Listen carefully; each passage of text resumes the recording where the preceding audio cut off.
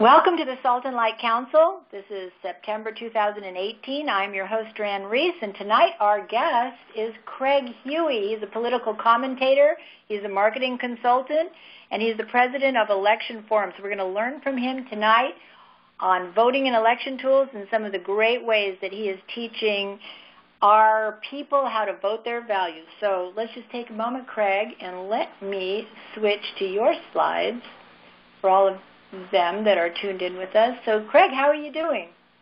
I'm doing great, thanks. Looking forward to helping your listeners and viewers be able to get kind of a vision for being able to transform our culture and our politics. Praise God. Okay, Craig, when you are ready to want the slide advanced, just say next, and I will do that. So the floor is yours. Okay, well, great. So, we want to turn things around. And, what I want to do is be able to help people kind of have an idea. What can we do that might be a little bit different than we're doing to really make that transformation? And so we have a number of websites. Our core one is electionforum.org, and that's where we have our newsletter Reality Alert, which is one of the largest evangelical Christian worldview newsletters in America. And we have, for over 20 years, been looking at how to educate and inform people about the election and how Christians can vote for, not against their values. So why don't you advance it? And really right now, there's so many different elections going on. In California, we have a governor's race as well as judges on the ballot, and we have propositions. I know nationwide there's a variety of these things, different types of elections going on. We like to be comprehensive, and so we have picked up the ability to vet the judges as well as, of course, the propositions and the candidates and be able to evaluate and educate a fellowship, a church, how to vote their values next. I'm sorry, did you say next? Yes, Oh, I apologize. No problem. So, when we take a look, at the evangelical vote. And the evangelical vote, over 80 million evangelical born-again Christians, people call Jesus Christ as their Lord. And yet 35, 46%, depending upon the church, are not registered to vote. And 45 to 55% don't vote. And so, when we talk about this, a lot of pastors say, oh, no, my church is well-educated. I teach on Christian voting. And yet when we get their membership list and we match it against the voter file, that figure is consistent.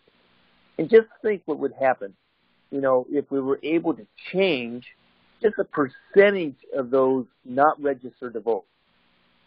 We'd be able to transform with so many evangelical Christians in any community. We could win the city council, the school board, the House of Representatives, state houses. We could do that. And same thing with those who are registered to vote but don't vote. And in 2016, 52% of the evangelical born-again Christians did not vote. And in Obadiah, when we talk at churches, we talk about different verses. Obadiah, I believe it's 1:1. This is one in many verses where the people of God, they ignored the evil. And God held them responsible for the evil that took place. And we need to be able to educate the church so that figure, that terrible figure, would not happen in 2018. 48% of the people voted. Go ahead, Dran. Next, Dran. Yeah. So basically what we have found to be able to help actually change elections, actually get people who, under ordinary circumstances, would not get elected, we're able to do that by targeting Christians on how to vote their values. One of the best ways is the power of the voter guides.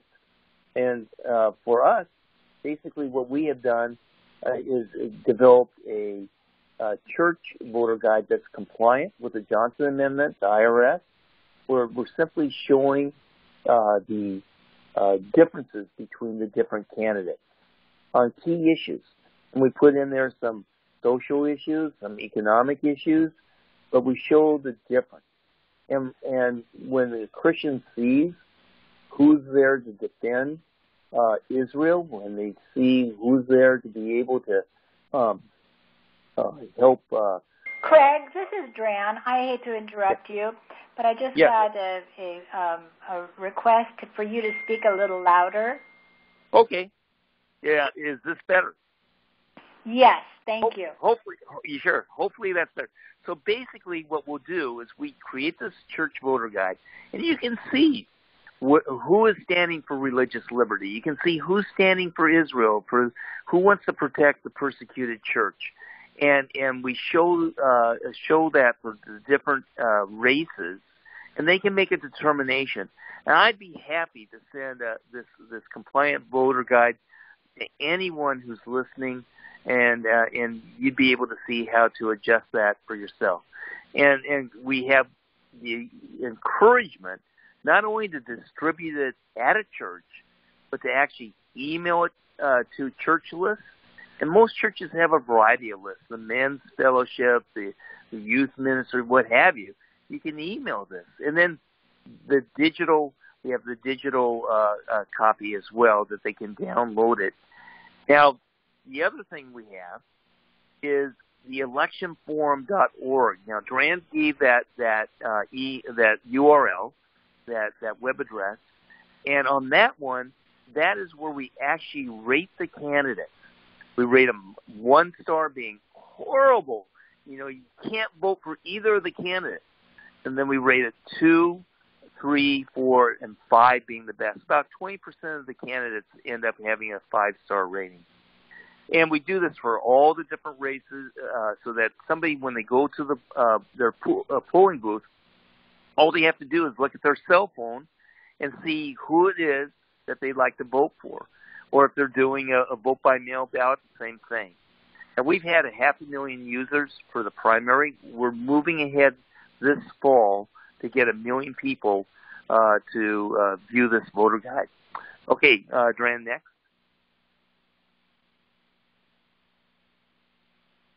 And then we have the election form. And I think this is probably the most transformational way to educate a fellowship. I just talked to several hundred evangelical pastors, and we talked about how they could implement this in their church. And basically, if I had 20 to 25 churches in any geographic area for a congressional race, the candidate that best reflected biblical values and biblical worldview, they could win the election, even if it was a district where they would probably lose. Because, you see, what we've learned is that the evangelical born-again voter, when they're motivated to go out and vote, they're usually what's called in the political world a low-propensity voter. Most normally don't go out. Certainly in a midterm they don't go out. They may go out on occasion in a presidential race, but in a midterm they wouldn't. And these low-propensity voters, the Republican Party, the Democratic Party, they usually ignore them.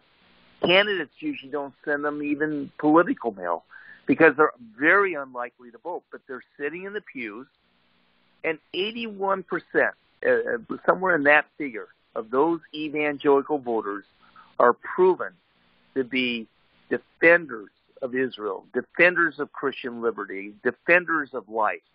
These are the people who are going to vote properly. And so what we'll do is we'll go to a church, and the pastor sometimes will give us the church on a Sunday morning, which will kind of modify what we say and do, but on a Sunday morning. Sometimes it's a Sunday evening service or the Wednesday evening service. But what we'll do is we'll educate the fellowship on what is a Christian worldview. And we have a PowerPoint where we go through what a Christian worldview is. And then we talk about the Christian and voting and the biblical basis of voting. And we talk about things like strategically limiting evil. So I'll explain to people what partial birth abortion is. And then I'll give the illustration. I kind of usually refer to Corrie ten Boom and tie her in with her experience and as an illustration on strategically limiting evil. So you have one candidate who's all for abortion. And you have another candidate who's against partial birth abortion. Well, many Christians would say, well, I can't vote for both. But more Christians would probably say, I'll vote for the candidate who's against partial birth abortion because I'm going to save babies. And that's one of the moral dilemmas that we discuss in an election forum. So the people can think through this. Then we talk about issues. In our audiences, some people, they think their number one issue is health care. They think their number one issue is minimum wage. They think their number one issue is military defense. But then when we talk about pro-life, and we talk about the issues of marriage, and we talk about the genocide going on today against the persecuted church, we talk about Israel, we talk about the baker and the florist and all those whose Christian liberty is under attack. When we start talking about these things, they realize the most important way to vote is to vote their biblical values based upon analyzing these issues, that these have a greater priority. They would much rather vote to protect Israel than to vote to increase the minimum wage. And so they come to that. So I'll give you an example. There's a church called Calvary Chapel, Montebello. And it's probably 80 to 90% people who have normally would have voted for a progressive candidate, for a candidate that stands for abortion and could care less about the persecuted church. And then when I talk about this, and they realize, oh, I was always registered this way, or I always follow what the union says, or I always follow what my husband says. They come back and say, you know what? I can't vote for a candidate that's willing to kill babies. I can't vote for someone who won't stand up for Israel. And in tears, people talk about how they finally realized how to vote, and they never thought of voting based upon their Christian beliefs before. So we talk about these key issues, and then we kind of go down the ballot with that, similar to the compliant voter guide that I talked about. And we show where some of the candidates stand on these key issues. And then we discuss the proposition, we discuss the judges, we discuss all that, and then we go into a 7-point action plan, a call to action. And that ends with talking about revival. And at that point, we come back to the fact it's not about being a Republican. It's not about being a Democrat. It's about voting your values. And it's not about politics. Ultimately, it's revival is what needs to change this nation. And so that's pretty much what we found as a format, that we've done this at multicultural churches. We've done this at Hispanic churches. We've done this at every type of a Korean church, every type of church you can think of. And people are completely transformed where you take a church that people aren't voting, they get out and vote. We take a church that people are voting against their values, now they're voting for their values. Dran, next slide, please. So this is an example of one of the slides that we use where we actually talk about these issues. For example, the National Park Service that told Christians they couldn't have a baptism. in California, there's the California State College admissions that if you've been homeschooled or graduated from a Christian high school, they won't admit you because they say you haven't had the proper training. So we go over some of these things. So we bring awareness to the fellowship, what's going on. Dran, next. And we talk about business owners, about schools, about the employees. You know, we share quotes like the judge who said, "This is the price of citizenship. Christians must compromise, if only a little, to accommodate the contrasting values of others." And we explain to the people this, and most of them were never aware of it. And again, it focuses on how to be able to vote. Next. And I just got back. My wife and I just got back. Maybe 25 out of the 350 people went to the State Department just about 3 or 4 weeks ago. And there was an absolutely amazing meeting that Secretary of State Mike Pompeo called for, and Ambassador for Religious Liberty Sam Brownback. And they had people from all over the world, government officials, coming with the idea that they focus on protecting religious minorities, including the persecuted church. And one situation after a wife whose husband's in jail in China, the daughter of the pastor that's in Turkey. Behind me on that picture, standing next to me, is the pastor in Sudan who spent years in jail. Below, I've been talking about and writing about the Christians in Iraq. That's the Archbishop of Mosul. And we saw all these people were there talking about their experiences and talking about what protection they need by their government. And basically what happened in that meeting, Mike Pence gets up and he says, the first case they're making is Turkey. If they don't release the pastor who is unfairly in jail for a couple of years, there would be economic sanctions that would be devastating to Turkey in within a week there was.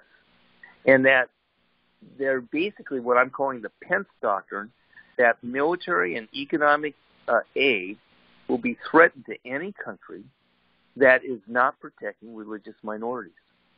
So we talked to people about this. We talked to people about Israel. We talked to people about Cuba. I just got back from speaking to several hundred pastors in the persecuted church there. India, persecution there, the historic spike in persecution in China, even Russia, that's not allowing evangelism anymore. We go over this, and it's just eye-opening to people where they then want to vote their values. Next. So we do the strategically limiting evil. We prioritize how to vote their values. Next. Go ahead, Dran, next. I'm hearing a little background noise there, so nope. I don't know what that was. Yeah. And here's an example of the issue. So here in California, we have a born-again Christian who is running against a candidate who's not. And then we explain the differences on the different issues. So you can see the contrast between the issues. It has nothing to do with Republican or Democrats, where they stand on the issues. And people are able to see what they are. So, the protection of Christian business owners. And we go into what that is. In California, they try to restrict homeschooling so much it would outlaw homeschooling. We show where they stand on that. When people see that, they're motivated to vote. They're motivated not to sit the election out. Next. And here's the issue of abortion. We explain that. We actually, as a fellowship, read Psalm 139 before we get into it. We give scripture, and we talk about it. We show the contrast. And in this particular case, what's odd, but this is the number one issue, by Gavin Newsom in California, the abortion issue. And his opponent is anti-abortion and has been all his life. Next. And here's the slide we use on partial birth abortion. We explain that if you take a baby out of the womb and you kill the baby, that's infanticide. But if you take the baby partially out of the womb and you suck out the brain, that's partial birth abortion. That's why so many states have outlawed it. And it's a great education tool. Next. So basically that's it. I'd love to help anybody there by providing the PowerPoint. I'd be glad to give instructions. I'd be glad to speak at different churches, all that. Any way we can help the Salt and Light Ministries, we're all into doing so. But I think this is a great complement to what people are doing. And again, it could bring every 2 years, it can bring to your church an action plan and get people actually out and motivated to vote. And this could be the number one thing you do for this election. Again, if there were just 25 churches who did this within an area, you got complete transformation. Some of you might be interested in the issue of the deep state. Feel free to go to Amazon and get that book. But in my book, The Deep State, 15 Surprising Dangers You Should Know, I have a chapter on the war on Christianity that is reflected in the election form talk. And finally, Dran, people all over the nation take my newsletter, Reality Alert, where we talk about a Christian worldview on political issues that they probably won't be able to see elsewhere, with a little bit emphasis on Christian freedom. So everybody's welcome to sign up for that and be able to get a free copy of that, and that'd be great. So, Dran, that's pretty much it. I hope that helped stimulate some ideas with the people listening in. And again, if they'd like a copy, not of this PowerPoint, I'd be glad to send this, the actual copy of an election forum PowerPoint, so they can see how to implement it in their church. I could do it for them, but they could find somebody to do a modification of it themselves at that church. That's fine. So I'd be glad to show it to them, and I'd be glad to talk to any pastor about it as to what it entails. Okay, well, Craig, thank you so much. That's very, very informative. And what we're going to do now, just hold on, I'm going to turn this to question and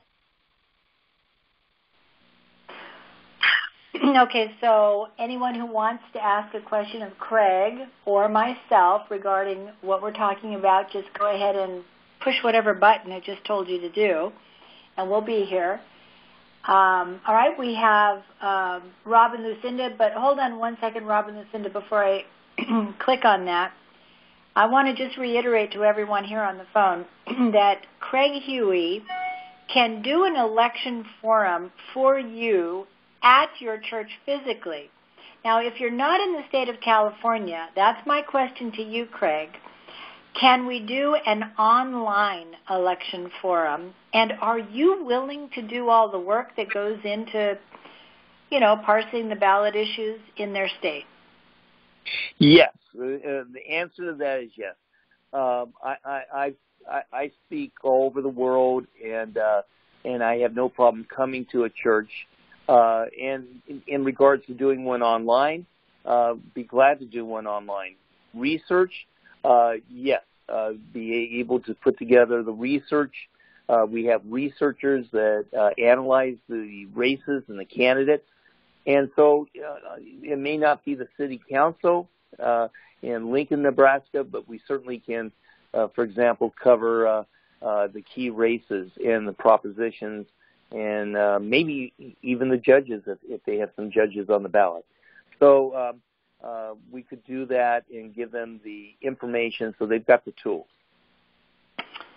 That's wonderful, Craig. Thank you. All right, we'll go to our first question, and this is going to be from our affiliate up in Northern California, Blue Lake, and I believe John is going to ask the question. John? Yeah.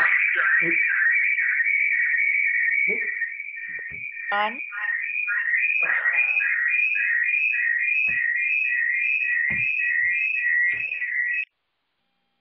Okay, I apologize for that. John, I think you're going to have to send me your question via the little bubble there, the chat button, because I think you have called me from your computer, and that's the reason we get that background noise. Okay, well, let me go to our next caller. Before we do that, can you please tell me what your name is at 562? Andy Padilla. Andy Sevilla. And where are you from, Andy? California. Okay, nice. Well, welcome, and thanks for joining us. My question is, if we want Craig to speak at our church, do we just give him our pastor's information? Yeah, good question. So here's basically what we've learned. If I call the pastor, chances are I'm not going to be able to speak at the church. But if somebody at the church talks to the pastor about this guy that does this election forum, talks about Christian worldview and their values, and shows a list of all the churches. We've been to so many churches, Assemblies of God, Calvary chapels, Baptist churches, Lutheran churches, this whole list. And if they're willing to talk about it, if I get on the phone with a pastor, I'll have over a 70% success rate in having the pastor say yes. But if I just call, I'm lucky to have a 1% success rate. So somebody at the church needs to kind of prep the pastor, get them willing and wanting to talk, and then I'd be glad to talk to the pastor. Okay, thank you. Incidentally, I don't charge for these election forms, so there's not like a cost to the church. The only time I charge anything is if it's outside where I live and I'm flying somewhere or I'm staying somewhere, those costs be covered. Okay, thank you. Okay, so Craig, we don't have any more questions. We did have one on the voter guide. Where do they get the voter guide? But what I'm going to do to make that simpler is I was going to try to pull up our website and try this again by, all right, well, hold on, people. I'm going to try to pull up a website for you, and that's a big baby here, so that I can actually show you how to get there. So stay tuned to the screen here for 1 second. I'm going to pull up Salt and Light Council to start with, because you're all here because you are the salt of the earth and the light of the world. So let's start there, maybe. There it is. Again, to find the voter guides, you're going to go to Voting and Election Tools. You can use this little red button we put there as a prompt, but it'll always be here in the boxes. You click there, and then you go down here to your state voter guides. You click there, and whatever state you're in that we have voter guides for, you can look there. So if you plunk to California, you're going to have Craig Huey's right here as number 1 under Election Forum and also Judge Voter Guide. So let's go here, Craig. We'll go to Election Forum, and then you just tool us around on your website for a moment. Now we're here. What do you want us to do? Well, you can then simply go to, if they want to go sign up for the newsletter, you can sign up for Reality Alert down below.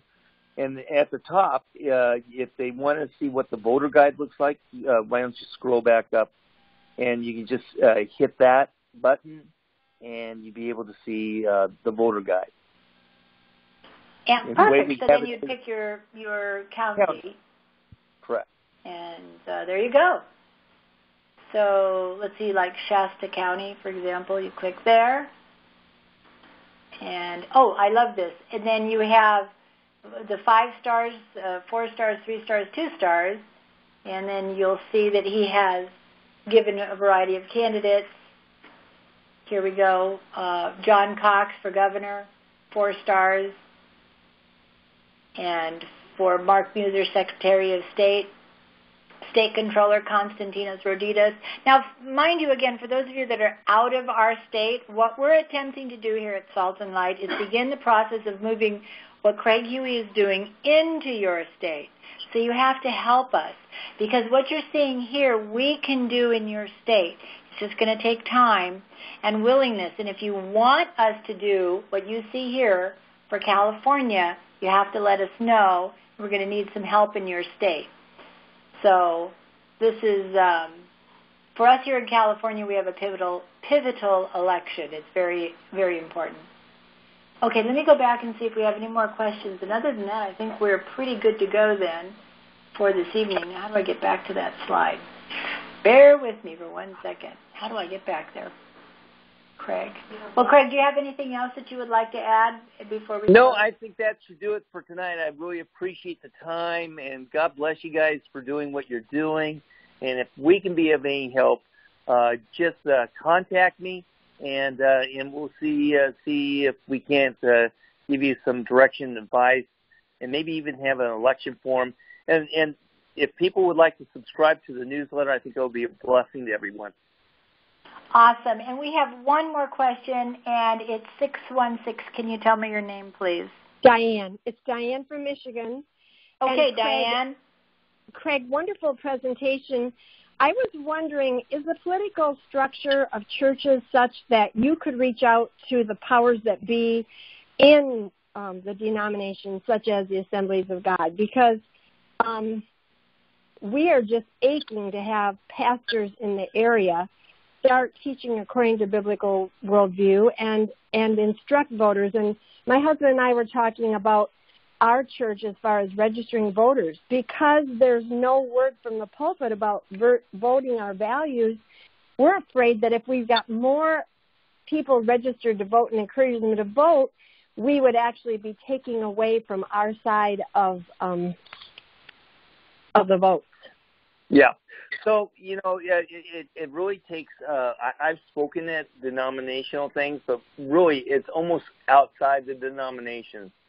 Most denominations are too locked in, and it takes some people inside to be able to create the platforms to create the change you're talking about. So it's really the individual churches, and in a sense you are right. I do believe that if you have if anybody who's been to a election forum and they hear how to vote your values, 80 to 85% of them will vote based upon a biblical worldview. And you will have some who will not. But depending upon the church and the nature of the church and where it's at, you could have them voting 50% Christian worldview, 40% Christian worldview, 20%, just depending upon the demographics and the different factors at the church. So that's where bringing that in for the pastor or people on the outside or teaching what a Christian worldview is and voting your values, that's so essential. Well, Grant, I need to be. There's actually I'm at a conference with pastors right now. I'm going to be speaking to several hundred, and I've got to. Yes, I was just going to ask if you were at the Renewal Project there in Los Angeles. Yeah. So. All right. Well, we are done, and God bless you. And I really appreciate your time, Craig, and thank you everyone for joining us tonight. And you can go ahead and sign off, Craig. Thank you again, Craig. Really appreciate your time. I wanted to just mention once again to Diane, who brought up the question about how to get the pastors. Ladies and gentlemen, this party platform should be printed by all of you and taken to your pastor. And again, I reiterate that you go to him and say, Pastor, we have platforms. And that platform is in the Bible. It's the written word of God. Well, just as we have platforms, did you know that both the Democrat, Republican, and Libertarian parties also have platforms that they run their candidates on? Why can't we just tell the congregation that this is where they stand on the platforms that they espouse and how that is in contrast in some cases to our biblical platforms. It's very simple. It doesn't need to be complicated. And I do think that you're going to get a lot more pastors to pay attention. Frankly, people do not know that the Republican, Democrat, Libertarian parties physically have written platforms upon which they run their candidates. And it's shocking to see what they are willing to do that has nothing to do with our biblical moral values. So please, please use the party platform. It's a valuable and essential tool. And I think that's pretty much it, folks. God bless you for joining us. Once again, thank you for being here and being salt and light. And to God be the glory forever and ever. And we'll see you again next month. God bless you all.